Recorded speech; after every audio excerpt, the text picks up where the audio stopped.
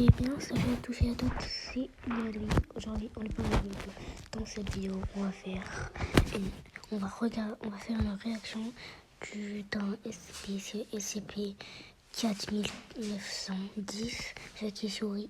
C'est une animation de Dr. Bob. Ça vous fait mal, dit le dentiste, avant d'insérer une pince orthodontique dans votre bouche et de commencer à remettre vos dents de devant en place. De toute évidence, vos hurlements ne rendent pas suffisamment compte de la douleur extrême ressentie. Le dentiste ne cesse pas de tirer. Après ce qui a paru être des heures de chirurgie buccale atroce, vous êtes enfin sorti du cabinet du dentiste et vous envoyez un texto à une amie. « Allez, montre-moi. Ça ne peut pas être si terrible que ça », écrit votre ami. Vous êtes cependant nerveux à l'idée de lui envoyer une photo, car vous avez un petit faible pour cette fille et vous ne voulez pas qu'elle vous voie dans cet état. Mais comme elle insiste, vous décidez de prendre un selfie et de le lui envoyer quand même. Vous prenez une photo de votre bouche et de votre mâchoire mutilée. Des fils ont été posés à la hâte, avec des gouttes d'époxy à durcissement rapide pour remettre en place les dents tordues qui vous restent. On dirait une prothèse de film d'horreur à petit budget. Vous envoyez le message et vous attendez. Vous regardez les points qui indiquent qu'elle est en train de vous répondre, puis vous les voyez disparaître sans recevoir de réponse. Vous remettez tristement votre téléphone dans votre poche et commencez à vous en aller. Sur le chemin du retour, vous gardez la tête baissée. Vous vous sentez honteux et vous gardez la bouche fermée. Vous ne voulez pas que les passants voient ce que vous êtes devenu. Vous décidez de faire un détour par le parc pour éviter les gens autant que possible, puis vous décidez de vous arrêter à une table de pique-nique près d'un étang. Vous vous asseyez à la table et contemplez les canards qui s'agitent dans l'eau. Ils ont beaucoup de chance, vous vous dites.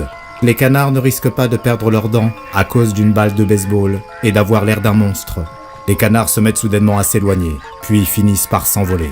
Vous avez l'impression qu'ils essaient de fuir quelque chose. Vous vous retournez, mais il n'y a rien derrière vous. « Oh, ça doit être moi », pensez-vous.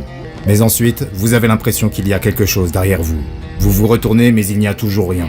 Il n'y a que vous, la table de pique-nique et l'étang désert.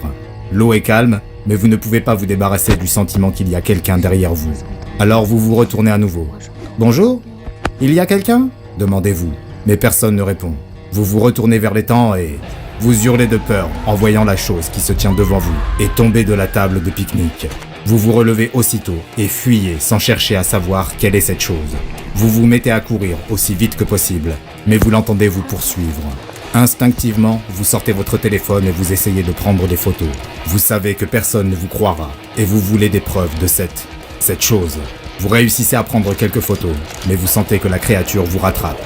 Vous hurlez et votre bouche commence à vous faire mal. Peut-être que le fait de courir si peu de temps après votre opération fait bouger vos dents. La douleur est intense. Vous avez l'impression que votre bouche est remplie de pierres tranchantes. Vous sentez que vos dents sont en train de sortir et de s'enfoncer dans votre bouche.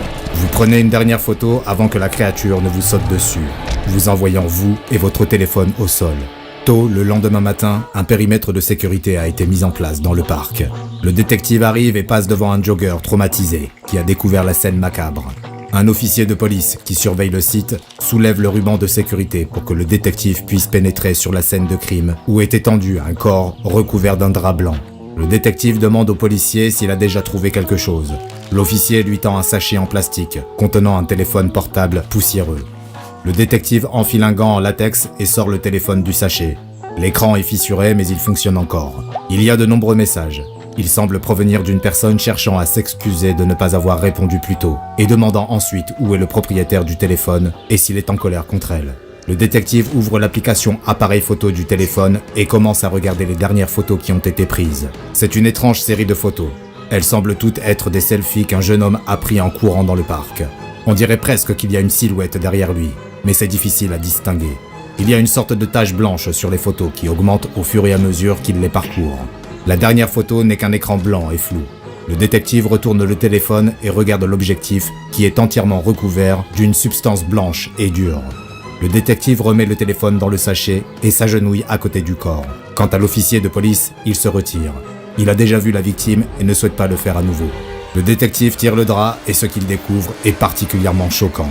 La bouche du garçon est remplie de dents. Il a beaucoup trop de dents. Il y a des dents qui poussent de toutes parts, partout sur ses gencives. Qui a pu faire ça? Qu'est-ce qui a pu faire ça? Si le commissariat local n'avait aucune idée de ce qui a pu mettre cette victime en pareil état, la fondation SCP, elle, le savait, car elle avait déjà été confrontée à ce phénomène des dizaines de fois auparavant.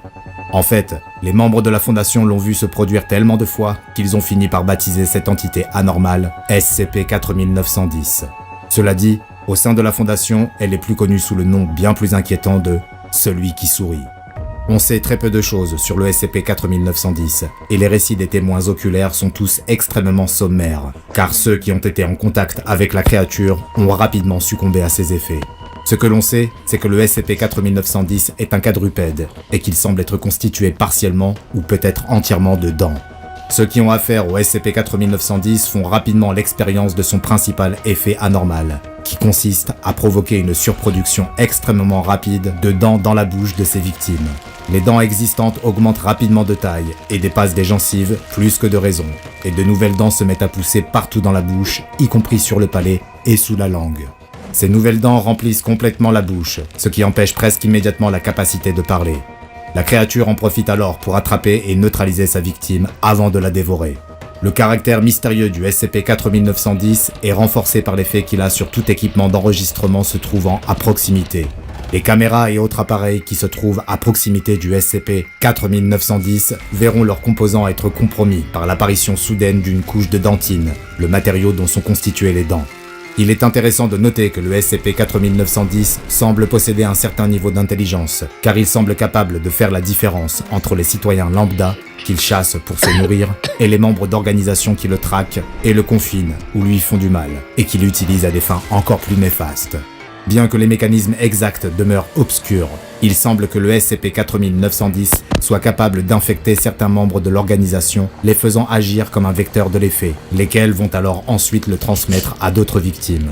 Cet effet préoccupe évidemment beaucoup la Fondation, et des protocoles de confinement des victimes infectées ont été mis en place en urgence. Si un membre du personnel commence à arborer un sourire avec trop de dents, il doit être immédiatement neutralisé par tous les moyens nécessaires, mais de préférence avec une arme à feu, afin de garder une distance appropriée et d'empêcher toute propagation de l'effet.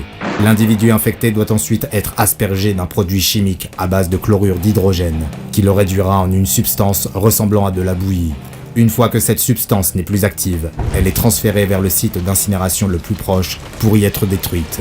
Si un membre du personnel entre en contact avec le SCP-4910 et pense avoir été exposé à ces effets anormaux, il peut être secouru en suivant un traitement médical immédiatement. La chirurgie buccale visant à retirer les dents supplémentaires s'est avérée efficace lorsque l'intervention est effectuée dans l'heure ou les 2 heures qui suivent l'exposition. Mais la victime souffrira toute sa vie de problèmes physiques en raison de l'intervention. Au bout de 3 heures, l'effet se propage au reste du corps et des dents apparaissent pratiquement partout. Malheureusement pour la victime, si l'infection atteint ce stade, il n'y a rien à faire pour soulager ses souffrances, hormis l'achever. Le SCP-4910 est toujours en liberté et a été classé Keter. La force opérationnelle mobile Epsilon, dont le nom de code est Pyrothing Black, est la seule à pouvoir intervenir. Elle a reçu l'autorisation de combattre la créature et d'utiliser la force létale si nécessaire, en raison du danger que représente cette anomalie pour la Fondation SCP. À présent, allez consulter une autre rubrique des dossiers du Dr Bob, comme le SCP-745, les phares, pour découvrir une autre créature prédatrice à la technique de chasse très particulière. On a fini pour cette vidéo. N'hésitez pas à vous abonner et à peser des likes. C'était Lima Tapi.